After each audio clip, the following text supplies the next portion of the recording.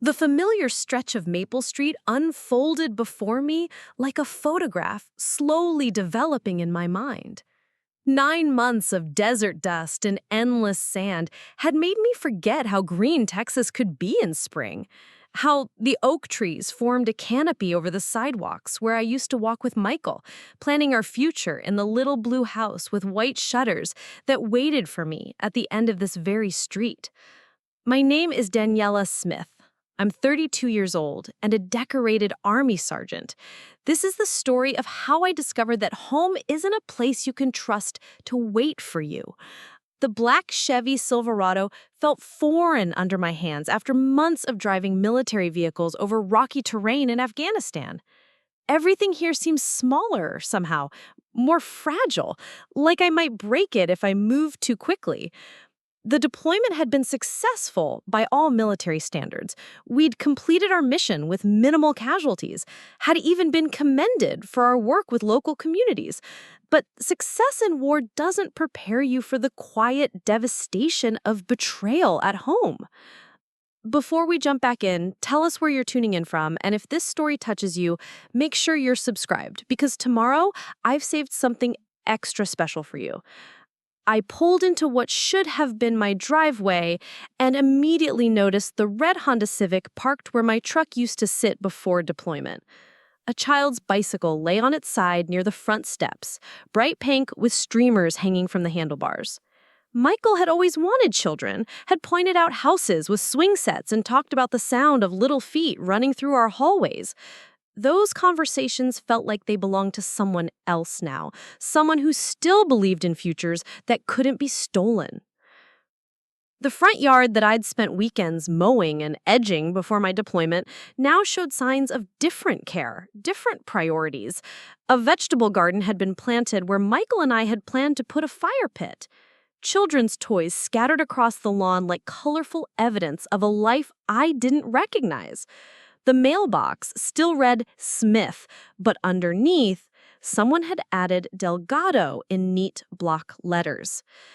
My hands shook as I turned off the engine, the exhaustion of 26 hours of travel suddenly hitting me like a physical weight. I'd flown from Kabul to Frankfurt to Dallas to Austin, then driven 3 hours to reach this moment, this homecoming I'd imagined 1,000 times during sleepless nights in the barracks when mortars whistled overhead and I'd close my eyes and picture myself turning the key in my own front door, breathing in the familiar scent of Michael's cologne that I'd kept burning in my memory long after his funeral. Instead, I sat in a stranger's driveway, staring at my house where lights glowed warmly in windows I'd installed myself, where children's laughter echoed from rooms that should have been waiting empty and clean for my return. The American flag I'd hung by the front door had been replaced with a welcome mat that read "The Delgados" in cheerful yellow letters. I forced myself out of the truck, my legs unsteady after hours of sitting. The duffel bag slung over my shoulder contained everything I owned after 9 months overseas, a few uniforms, some personal items, the medal they'd given me for actions I still couldn't talk about without tasting copper in my mouth, the Purple Heart I'd earned when shrapnel from an IED had torn through my shoulder, leaving scars that ached when it rained. The front door was painted a different color now, sage green instead of the navy blue Michael had chosen before he died. It was a small change, but it felt like walking up to a house in a dream where everything looks almost right, but wrong enough to make your skin crawl. I raised my fist to knock on my own front door, a gesture so absurd I almost laughed, except nothing about this felt funny. A woman answered, young, maybe early 30s, with kind eyes and flour in her dark hair. She wore an apron covered in cartoon tacos and held a wooden spoon like she'd been interrupted in the middle of cooking dinner. Behind her, I could see into my living room, where different furniture sat in spaces I'd memorized. My leather couch replaced by a floral sofa, my coffee table gone, replaced by a wooden one covered in children's coloring books. "Can I help you?" she asked, in accented English, her voice warm but cautious, the way people sound when strangers appear at their door after dark. "I'm Daniela Smith," I said, each word carefully controlled the way I'd learned to speak when dealing with hostile civilians overseas. This is my house. Her expression shifted from caution to confusion, then to something that looked like pity. I'm sorry, but there must be a mistake. We bought this house 3 months ago from Mrs. Smith, my husband and I. We have all the paperwork.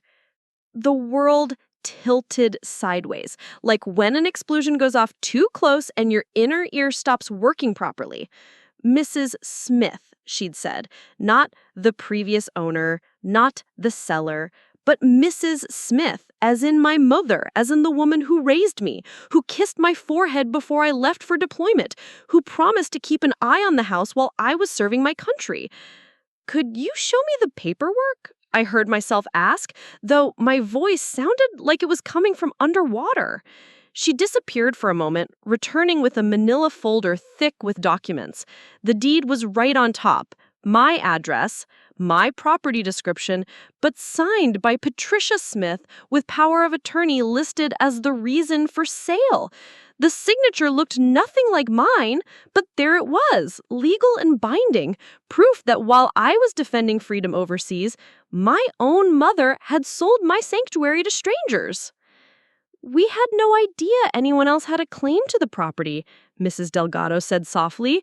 The real estate agent assured us everything was legal. We've put so much work into fixing up the kitchen, adding the garden. Our children have their rooms set up upstairs. Children in Michael's house. Children sleeping in the bedroom where we'd planned to start our family. Children playing with toys in the backyard, where I'd intended to propose to him again, properly this time, with a ring instead of a hastily mumbled question in a hospital waiting room when we thought he might not make it through surgery after the accident. I need to make some phone calls, I managed to say, backing away from the door, from the warm light, from the evidence that my life had been sold out from under me. I'm sorry to bother you folks. I walked back to my truck on legs that felt like they belonged to someone else, opened the door, sat down, and stared at the house that was no longer mine through a windshield that suddenly seemed too small to contain the size of what I'd lost. Behind me, I could hear Mrs. Delgado calling to her husband in rapid Spanish, their voices carrying worry and confusion into the Texas evening. 9 months of deployment, 4 tours of duty overseas, 10 years of service to my country, and I'd come home to find myself homeless in my own hometown, betrayed by the woman who'd given birth to me, robbed by family, while strangers slept peacefully in the bed where Michael and I had dreamed of growing old together. I started the engine and drove toward my mother's house, knowing that the conversation waiting for me there would either provide answers or destroy what was left of my family forever. The porch light at my mother's house glowed yellow against the evening darkness, like a lighthouse calling ships to shore, except I was the storm approaching, not a vessel seeking safe harbor. My hands gripped the steering wheel so tightly, my knuckles had gone white, and I could feel the familiar tension building in my shoulders, the same tightness that used to signal incoming mortar fire in Afghanistan, except this time, the threat was coming from inside the house where I'd grown up. Preparing and narrating this story took us a lot of time, so if you are enjoying it, subscribe to our channel. It means a lot to us. Now, back to the story. Patricia Smith had always kept her home pristine, every surface polished, every corner dusted, as if she were constantly preparing for unexpected company or judgment from neighbors who might peek through her spotless windows. Tonight her house looked exactly the same as when I'd left for deployment 9 months ago. The rose bushes she'd fussed over still lined the walkway, the American flag I'd given her for Mother's Day still hung beside the front door, the wicker furniture on the porch still arranged just so. I sat in the driveway for a full minute, letting the engine idle while I tried to organize the rage building in my chest into something coherent, something that wouldn't explode the moment I opened my mouth. My training had taught me to assess threats before engaging, to gather intelligence before acting. But how do you gather intelligence on your own mother? How do you assess the threat level of the woman who taught you to tie your shoes? The front door opened before I'd even turned off the truck, and there she was, my 58-year-old mother in her favorite lavender sweater, the one she wore when she wanted to look maternal and non-threatening. Her silver hair perfectly styled, her makeup applied even though it was past 8 o'clock at night. She stood on the porch with her arms crossed, her face wearing an expression I'd seen before, usually directed at bill collectors or salespeople she wanted to discourage. Patricia Smith had always kept her home pristine, every surface polished, every corner dusted, as if she were constantly preparing for unexpected company or judgment from neighbors who might peek through her spotless windows. Tonight, her house looked exactly the same as when I'd left for deployment 9 months ago. The rose bushes she'd fussed over still lined the walkway. The American flag I'd given her for Mother's Day still hung beside the front door. The wicker furniture on the porch still arranged just so. I sat in the driveway for a full minute, letting the engine idle while I tried to organize the rage building in my chest into something coherent, something that wouldn't explode the moment I opened my mouth. My training had taught me to assess threats before engaging, to gather intelligence before acting. But how do you gather intelligence on your own mother? How do you assess the threat level of the woman who taught you to tie your shoes? The front door opened before I'd even turned off the truck, and there she was, my 58-year-old mother in her favorite lavender sweater, the one she wore when she wanted to look maternal and non-threatening. Her silver hair perfectly styled, her makeup applied even though it was past 8 o'clock at night. She stood on the porch with her arms crossed, her face wearing an expression I'd seen before, usually directed at bill collectors or salespeople she wanted to discourage. Daniela, let's go inside and discuss this properly, she said, stepping back from the door in a gesture that was supposed to look welcoming, but felt more like a strategic retreat. I can explain everything. It's not as bad as you think. The living room hadn't changed since I was a child. The same beige carpet, the same floral sofa, the same family photos arranged on the mantelpiece. Photos that showed a progression from happy family of 4 to happy family of 3 after my father left. Then gradually fewer photos of me as my brother Tommy's accomplishments began to crowd mine out of the frame. I remained standing while she settled into her favorite chair, the one positioned to give her the best view of everyone else in the room, the one that had been her throne during family meetings and disciplinary sessions when I was growing up. She folded her hands in her lap and looked up at me with eyes that had once seemed full of unconditional love, but now looked calculating. "I had to sell the house, Daniela," she began, her voice taking on that patient tone she used when explaining obvious things to slow children. The property taxes were behind, and there were some maintenance issues that needed immediate attention. You were overseas and unreachable, and I had power of attorney to handle your affairs. I was not unreachable, I said, each word measured and precise. I called you every week. I answered every email within hours. You never mentioned property taxes or maintenance issues. Not once. Her fingers started worrying at the fabric of her sweater, a nervous habit I remembered from childhood, usually appearing when she was about to justify something she knew was wrong. Well, you had enough to worry about with that war and everything. I didn't want to burden you with problems at home. So you decided to sell my house instead? I said, the words hanging in the air between us like smoke from a fired weapon. You decided to sell the house I bought with Michael? The house where we were going to start our family? The house that was the only thing I had left of him? Oh, Daniela, she said, and for a moment her mask slipped, and I saw something that might have been genuine regret. I know that house meant something to you, but it was just sitting there, empty, while you were gone, and the market was so good, and we needed We, I interrupted. Who is we, Mom? Because last I checked, that house belonged to me, not we. She looked away, toward the window where her rose bushes were barely visible in the darkness. Tommy got himself into some trouble, business trouble, and he needed help. And you know how hard it's been since your father left, and the insurance business has been struggling, and Tommy, I said, and suddenly everything clicked into place, like a puzzle piece sliding into its designated spot.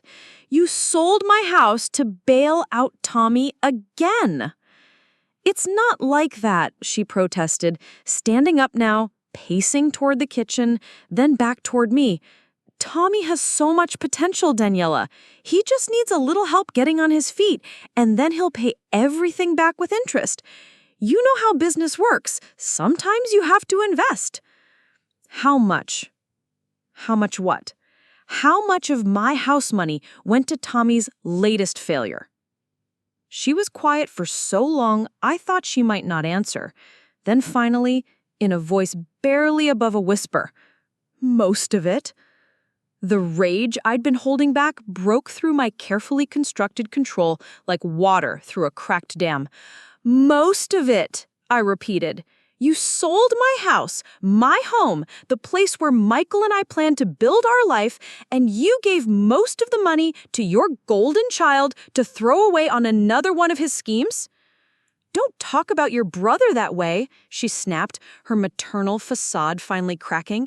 Tommy is family, and family helps family. You, of all people, should understand that after everything I've done for you. Everything you've done for me? I laughed, but there was no humor in it, only the bitter taste of recognition. Like what, Mom? Like telling me I'd never amount to anything? Like pushing me to enlist because college was too expensive? Like choosing Tommy's needs over mine for the last 32 years? I never said you wouldn't amount to anything, she said, but her voice lacked conviction. I just thought the military would be good for you, give you some direction. Direction away from home. Direction away from competing with Tommy for your attention. Direction away from having any claim to this family's resources. That's not fair, Daniela. You're twisting everything. I've sacrificed so much for both of you children. You've sacrificed my future for his. You've betrayed me while I was serving my country, and you did it with a smile on your face and power of attorney documents that I never signed. I stopped at the door and turned back to look at her one more time. Her perfect living room, her perfect appearance, her perfectly justified betrayal. I'll be in touch, Mom, but not as your daughter, as the owner of property you had no right to sell. Daniela, please don't leave like this, she called after me, but I was already walking toward my truck, already planning my next move, already understanding that the woman who raised me had chosen sides long ago, and I had never been on the winning team. I drove away from my childhood home for what I knew would be the last time as her daughter, leaving behind not just a house, but the illusion that family meant something more than convenience and favoritism. The war overseas had ended for me, but the real battle was just beginning. Eventually, I found myself parked outside the cemetery where Michael lay buried under a simple granite headstone that read, Michael James Chen, beloved son and fiancé. I'd chosen those words myself, standing in the funeral director's office 3 days after the accident, while my mother fussed about flower arrangements and Tommy complained about having to miss a business meeting to attend the service. Sitting in the truck, staring at the wrought iron gates, I let myself remember the day I'd bought the house, the day that had felt like the beginning of everything instead of the prelude to loss. Michael had been with me when I signed the mortgage papers, his hand warm in mine as we sat across from the loan officer who'd smiled indulgently at our obvious excitement. "This is really happening," Michael had whispered to me during a break in the paperwork signing. "We're really buying a house together." He'd been 28 then, 2 years younger than me, with dark hair that caught the light and eyes that saw possibility in everything. He was a pediatric nurse at the Children's Hospital downtown, and he approached our future with the same gentle determination he brought to caring for sick kids. Methodical planning tempered with genuine hope. We'd walked through the empty rooms of 1247 Maple Street, holding hands and making plans. The kitchen would need updating, he'd said, but he could see potential in the vintage cabinets. The master bedroom had good light for reading. The backyard was perfect for a swing set someday, when we had children to push on it. I can see us growing old here, he'd said, standing in what would become our living room. I can see Christmas mornings with kids running down the stairs and Sunday dinners with your family and quiet evenings when it's just us. I'd kissed him then, tasting the sweetness of shared dreams on his lips, promising him that this house would be our sanctuary, our beginning, our proof that two people could build something lasting in a world that seemed designed to tear everything apart. After we'd signed the final papers, we'd driven to Home Depot and spent 3 hours picking out paint colors and light fixtures and cabinet hardware. Michael had insisted on painting the front door navy blue because he said it would look elegant against the white siding and make the house feel distinguished, like something from a magazine. We'd moved in on a Saturday in October with help from my army buddies and Michael's nursing school friends, everyone carrying boxes and furniture while Michael directed traffic with the clipboard and I tried to hook up the cable television. My mother had shown up briefly with a casserole and a speech about how we were rushing into things, but Michael had charmed her with questions about her rose garden and compliments on her lasagna recipe. For 6 months, that house had been everything we dreamed it would be.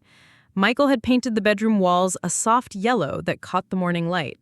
He'd planted herbs in pots on the kitchen windowsill and hung curtains he'd sewn himself. We'd hosted dinner parties and game nights and lazy Sunday mornings that stretched into lazy Sunday afternoons. I'd proposed to him properly on Valentine's Day, in our living room, in front of the fireplace we'd used for the first time that night. I'd gotten down on one knee with my grandmother's ring, while Michael cried and said yes and whispered that he'd been hoping I'd ask for months. We'd set the date for the following Christmas and started planning a small ceremony at the church where his family attended services. The accident happened 3 weeks later. Michael had been driving home from his shift at the hospital on a rainy Thursday evening when a drunk driver ran a red light and slammed into the driver's side of his Honda Civic.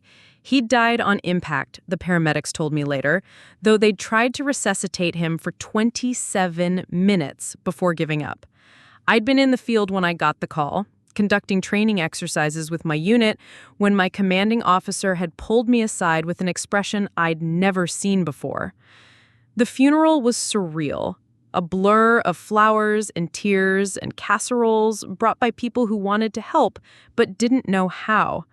I'd worn my dress uniform and stood beside a coffin that held the man I'd planned to spend my life with, while my mother made arrangements and Tommy checked his phone, and strangers offered condolences that felt like stones in my chest. After the service, I'd gone back to the house we'd shared for 6 months and sat in rooms that still smelled like his cologne and looked at walls that still held the pictures we'd hung together, evidence of a future that had been canceled without warning. I'd tried to sleep in our bed but couldn't, tried to cook in our kitchen but couldn't, tried to imagine living there without him but couldn't. When the deployment orders came 6 months later, I had almost been relieved to have a reason to leave, to put distance between myself and the ghost of what we'd planned to build together. I'd packed my belongings and arranged for the bills to be paid automatically and given my mother power of attorney to handle any emergencies that might arise while I was overseas. The house will be waiting for you when you get back. Everything will be exactly as you left it, she'd promised me the night before I left. I'd believed her because what choice did I have? Because she was my mother, because family was supposed to protect what mattered to you when you couldn't protect it yourself. I'd spent 9 months in Afghanistan thinking about coming home to Michael's house, to the rooms where we'd been happy, to the backyard where I might finally be able to grieve properly for the life we'd lost. Instead, I'd come home to find that even that had been taken from me, sold to pay for my brother's mistakes, liquidated like any other asset that could be converted to cash to solve someone else's problems. My mother had looked me in the eye and promised to preserve the one thing I had left of Michael. Then she'd betrayed that promise without a second thought.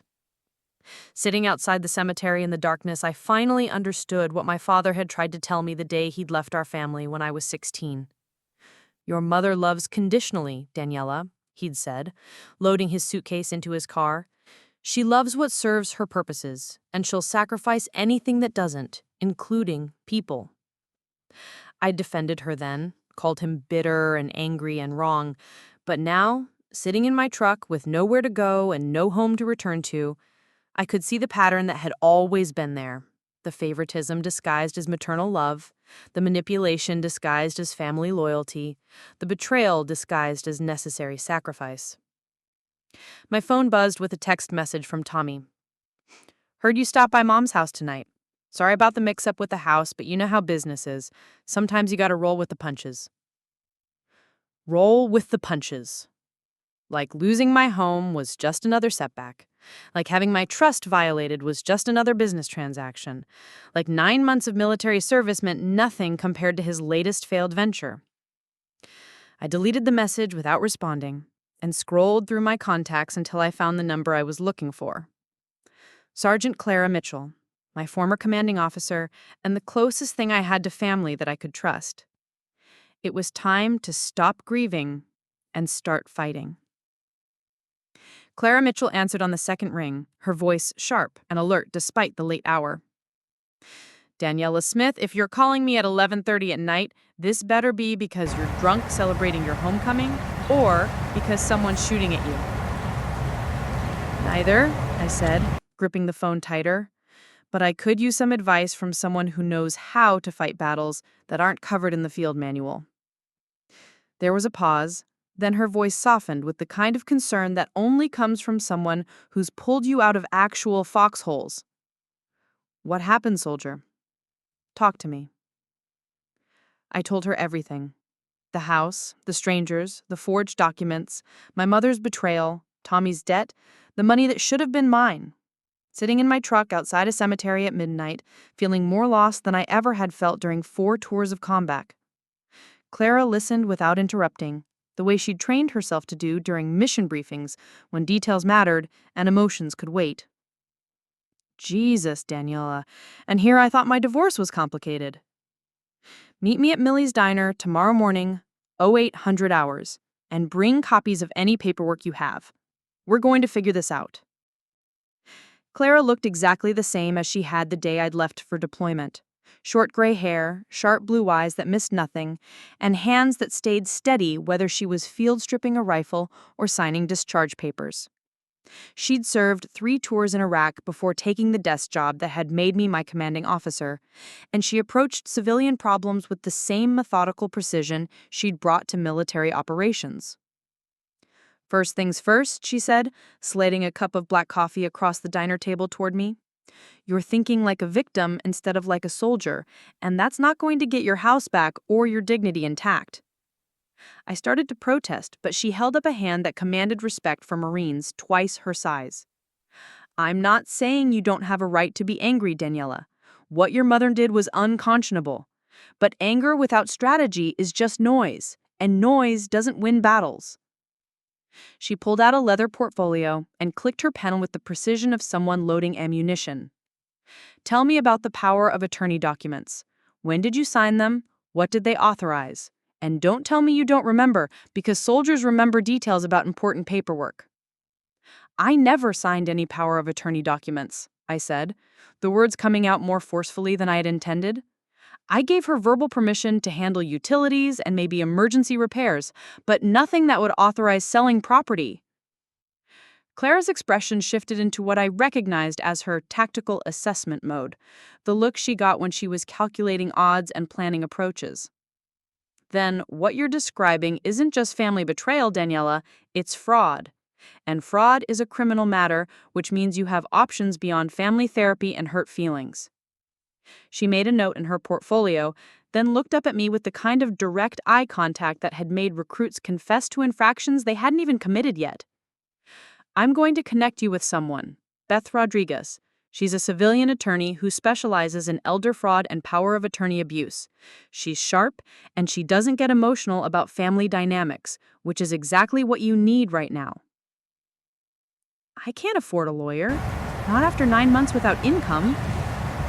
"Beth owes me a favor," Clara said with a slight smile. "I helped her sister get her discharge upgraded after some administrative nonsense, and she's been looking for ways to pay me back. This is perfect." She finished her coffee and stood up, smoothing down her jacket with military precision. "One more thing, Daniela, and this is important. You need to stop thinking about this as a family problem and start thinking about it as a mission. Your objective is to recover your assets and protect your future, not to fix your relationship with your mother or teach your brother responsibility." What if I want both? I asked. "Then you're going to fail at both," she said bluntly. "You can't save people who don't want to be saved, Daniela. And you can't force people to value you the way you deserve to be valued. But you can damn sure make them face the consequences of their choices." She handed me a business card with Beth Rodriguez's information written in Clara's precise handwriting. "Call her today. Tell her I sent you. And Daniela, remember, you're not just fighting for a house. You're fighting for the principle that people can't steal from soldiers while they're serving their country."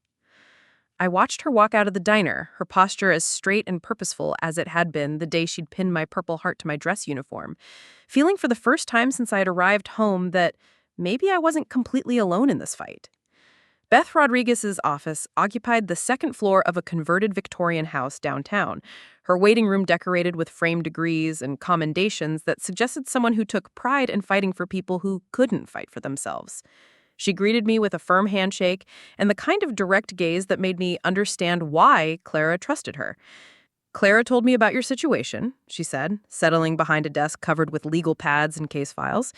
"And I've already started making some preliminary inquiries based on what she shared with me. The good news is that if what you're telling me is accurate, your mother committed several serious crimes. The bad news is that family fraud cases can get emotionally complicated very quickly." She opened a thick folder and spread documents across her desk like a general laying out battle plans. "I need you to walk me through every interaction you had with your mother regarding the house, every conversation about power of attorney, every discussion about your deployment timeline. Because if we're going to prove fraud, we need to establish a clear pattern of deception." For the next 2 hours, I recounted every phone call, every email, every conversation I could remember, Beth taking notes in a shorthand that looked like code, asking questions that forced me to remember details I hadn't thought were important at the time, gradually building a timeline that revealed the systemic nature of my mother's betrayal. "Here's what I think happened," Beth said when I finished.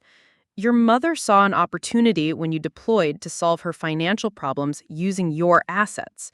She probably told herself she'd pay you back before you returned, but when Tommy's debts proved larger than expected, she had to follow through with the sale to avoid losing everything." She pulled out a manila envelope and removed a stack of photocopied documents. "I requested copies of all the paperwork filed with the county clerk's office regarding the sale of your property, and there are some interesting discrepancies that support your version of events. The first document was a power of attorney form dated 3 weeks after I'd left for deployment, with what was supposed to be my signature authorizing Patricia Smith to act on my behalf in all real estate matters. I stared at the signature for a long moment, comparing it to my actual signature on my military ID. "That's not my handwriting," I said, pointing to the flowing script that looked nothing like my usual angular writing. "She forged my signature on a legal document." "That's what I thought," Beth said, making another note. "And here's where it gets interesting. The real estate listing went live just 2 weeks after this power of attorney was filed, which means your mother was already planning to sell your house within a month of your deployment." She showed me more documents, bank records showing large deposits into Patricia's personal account, followed immediately by transfers to various creditors and a business account registered to Tommy Smith Enterprises. The money trail was clear and damning. Every dollar from the sale of my house had been used to cover debts that belonged to my family, not to me. "Tommy's business," I said, reading through the bank statements. "What kind of business?" Construction and renovation, but according to the Better Business Review complaints and the State Contractor Licensing Board, Tommy's been running what essentially amounts to a scam, taking deposits for work he never completes, using new client money to pay off old debts. Classic pyramid scheme behavior. I felt something cold settle in my stomach as I read through the complaints from elderly homeowners who'd paid Tommy thousands of dollars for roof repairs and kitchen renovations that were never completed. Families who trusted him with their life savings only to watch him disappear when the work became too complicated or expensive. How much did she give him? I asked. According to these records, about $78,000, which represents approximately 90% of the proceeds from your house sale after real estate commissions and closing costs. $78,000. The down payment I saved for 3 years. The equity I'd built through mortgage payments. The value Michael and I had added through our own labor. All of it funneled to my brother's criminal enterprise while I was serving overseas, unable to protect what I'd worked so hard to build. What are my options? I asked. Beth leaned back in her chair and studied me with the kind of assessment I recognize from military evaluations. Legally, you have several avenues. Civil suit for fraud, criminal charges for forgery and identity theft, restitution claims against both your mother and your brother. The Question is how far you're willing to go and how much family destruction you're prepared to cause. They destroyed my family when they stole from me, I said. I'm just deciding how much justice I want to pursue. Good answer, she said with a slight smile, because we're going to pursue all of it. Your mother needs to understand that stealing from deployed soldiers has consequences, and your brother needs to face the reality that his victims aren't just going to disappear quietly. She gathered the documents back into their folder and looked at me seriously. There's one more thing, Daniela. I suspect your mother is going to try to manipulate you emotionally when she realizes the legal pressure you're applying. Family guilt trips, appeals to loyalty, maybe even threats of suicide or medical emergencies. People like her don't give up control easily. What do you suggest? Document everything. Record conversations if it's legal in your state, and don't meet with them alone, she said.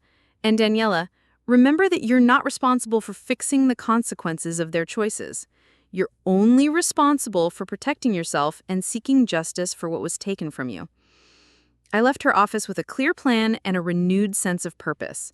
For the first time since coming home, I felt like I had allies and options instead of just grief and rage.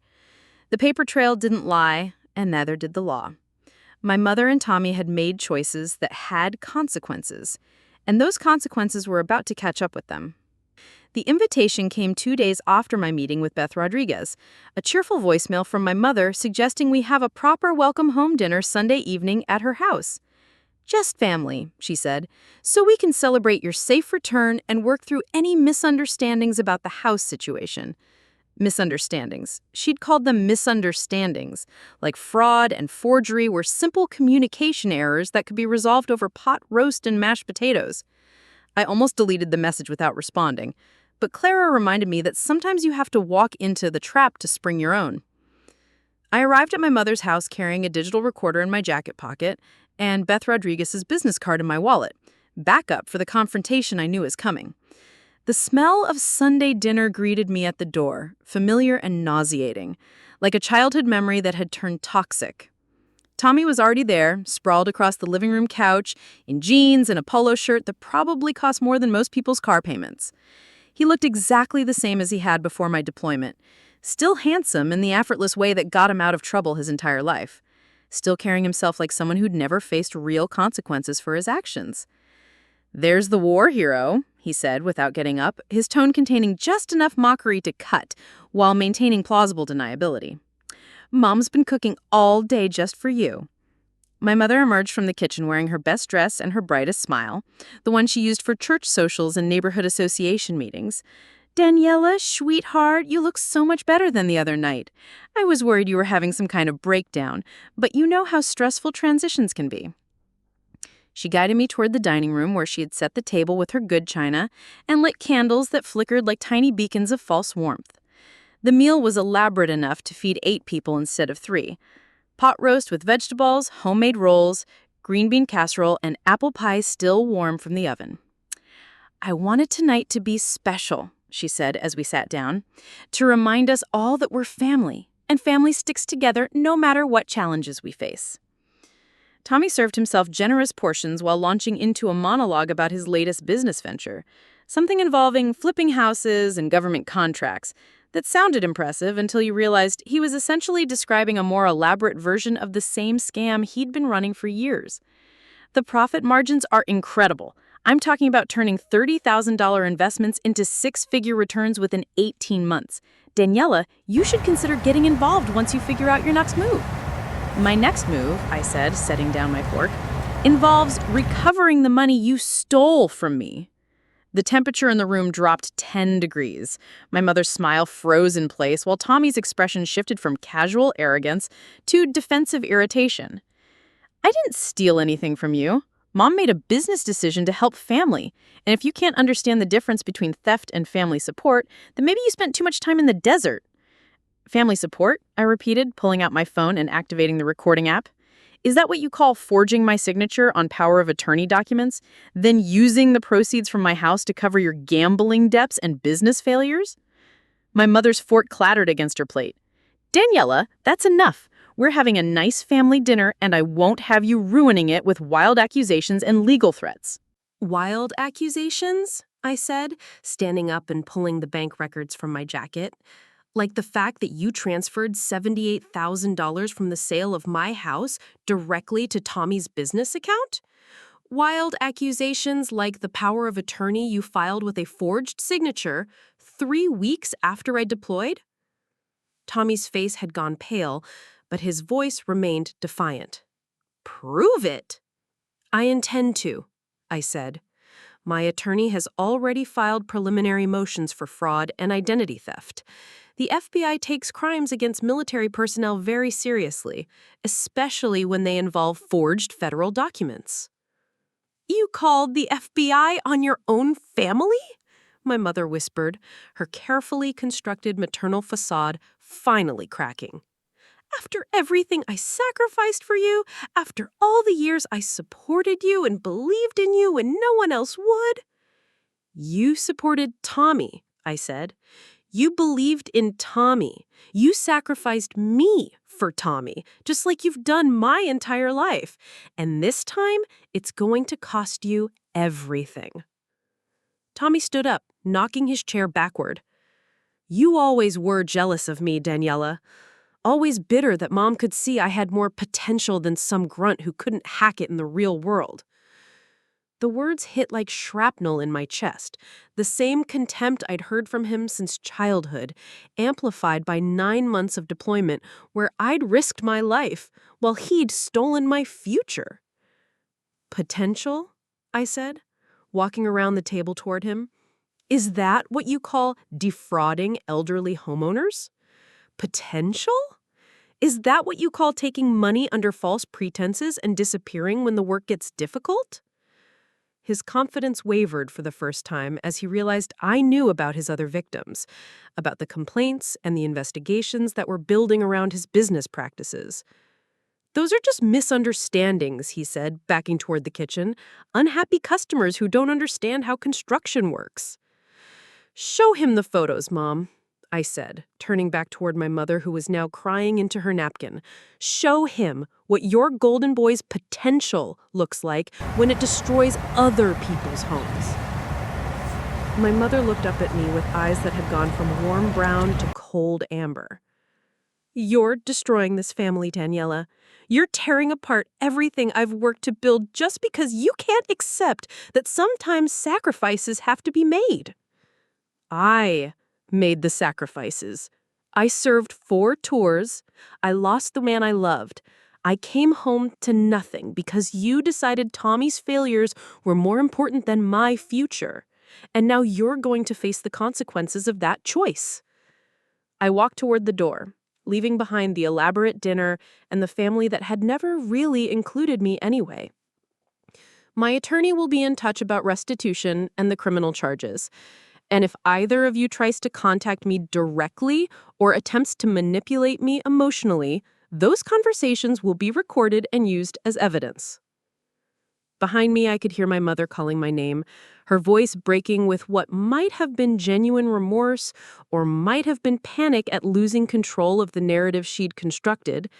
But I didn't turn around, didn't look back, didn't give her one more opportunity to make me doubt myself or feel guilty for demanding justice. I drove away from that house for the second time in a week, but this time I wasn't running from the truth. I was running toward it, toward accountability, toward a future where people couldn't steal from me just because we shared DNA, toward a life where my worth wasn't measured by my willingness to be sacrificed for someone else's convenience. The call came at 6:30 in the morning, 3 days after the dinner disaster. My phone buzzing with a number I didn't recognize until I saw the area code. Phoenix, Arizona, where my father had relocated 15 years ago after walking away from our family with nothing but a suitcase and a promise that he'd keep in touch.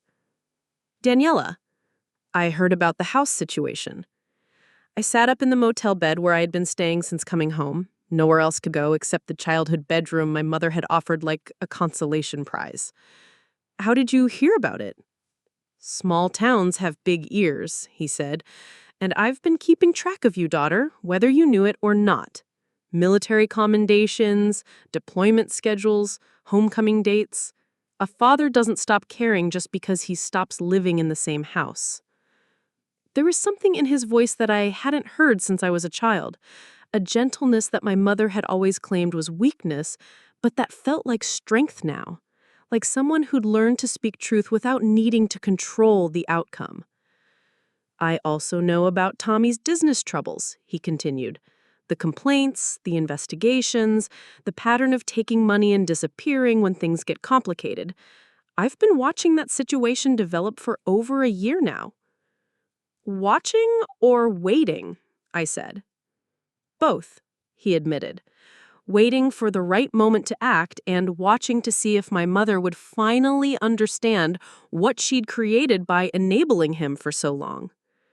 He paused, and I could hear traffic in the background, city sounds that reminded me how far away he'd gone to escape the suffocating dynamics of our family. Daniela, I own control. Children in Michael's house. Children sleeping in the bedroom where we'd planned to start our family.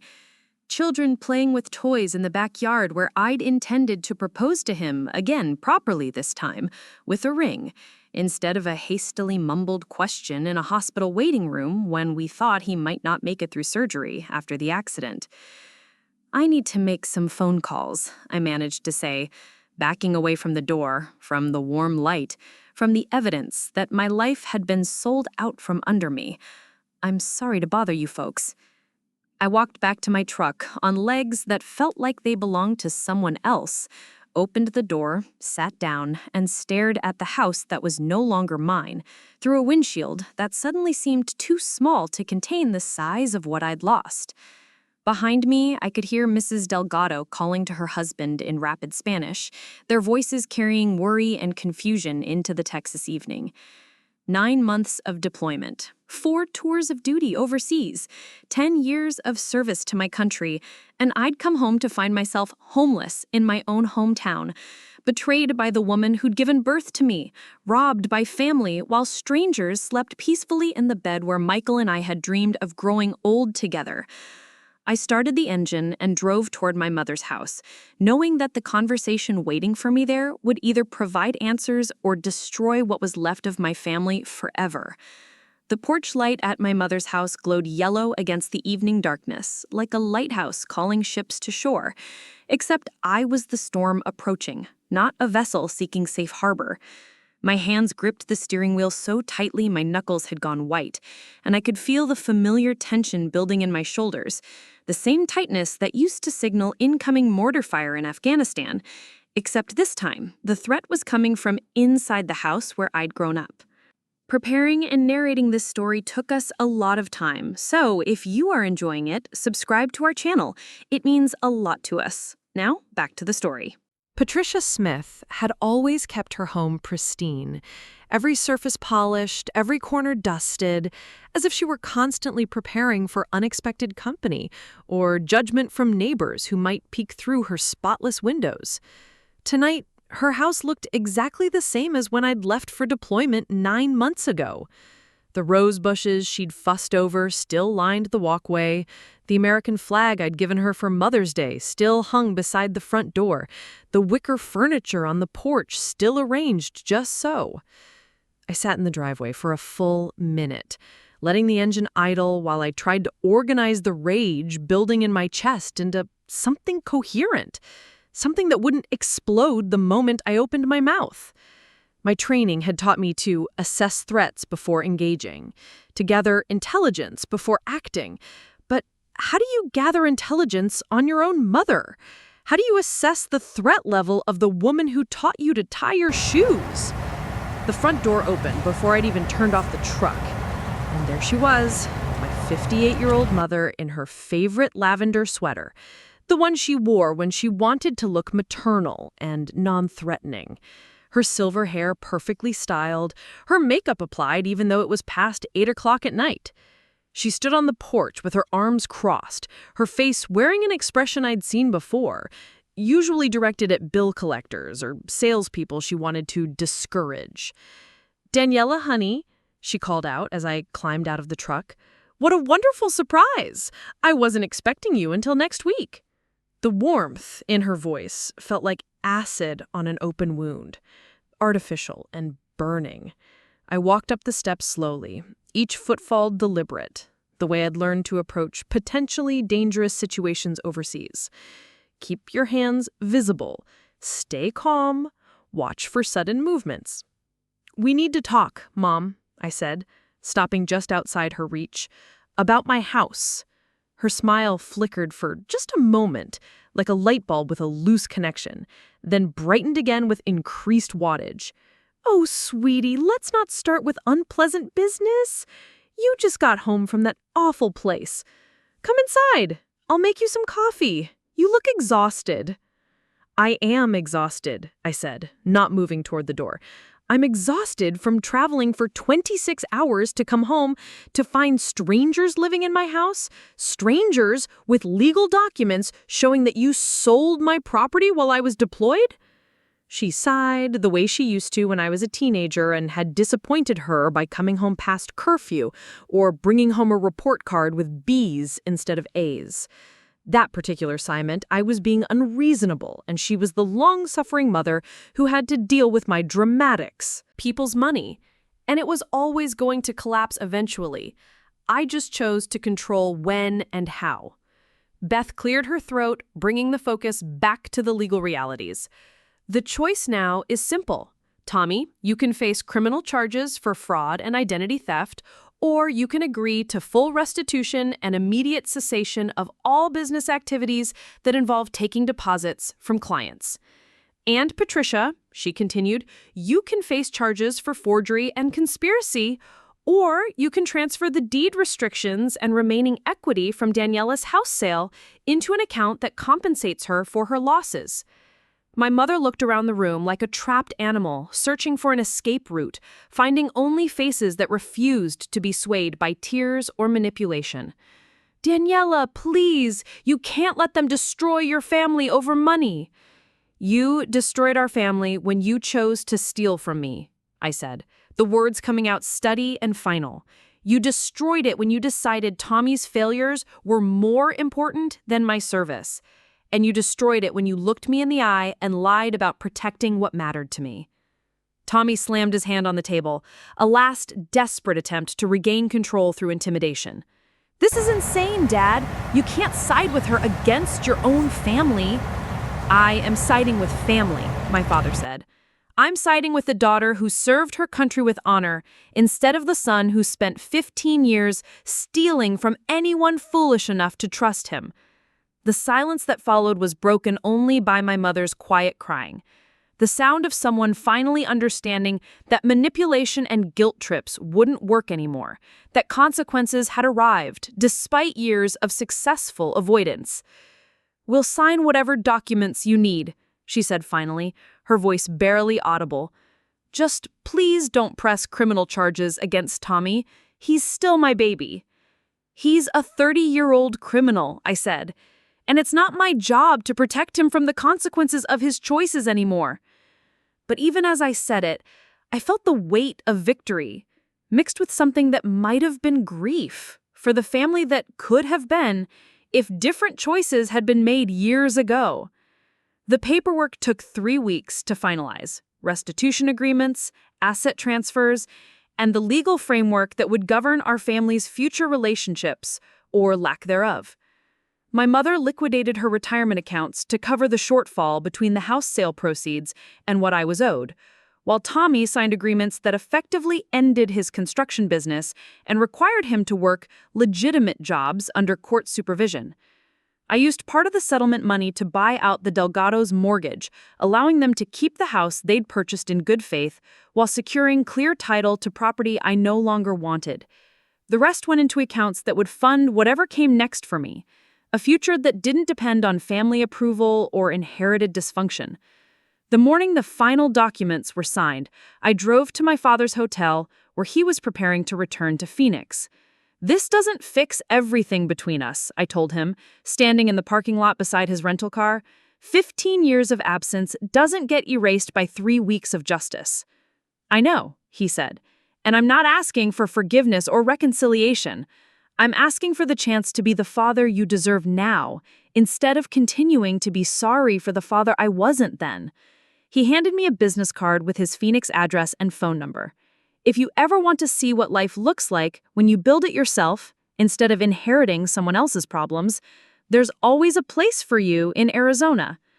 I pocketed the card without committing to anything, but also without throwing it away. Some bridges are worth rebuilding, and some aren't. But time would tell which category this one fell into. That afternoon, I met with the Delgados at what had been my house to officially transfer ownership and to collect a few personal items I'd left behind: Michael's jewelry box, a photo album from our 6 months together, a coffee mug he'd bought me that said, "World's Best Future Wife."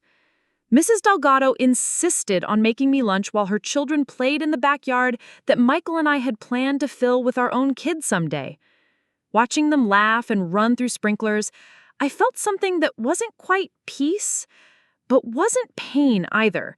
Acceptance, maybe, or recognition that life moves forward whether we're ready or not.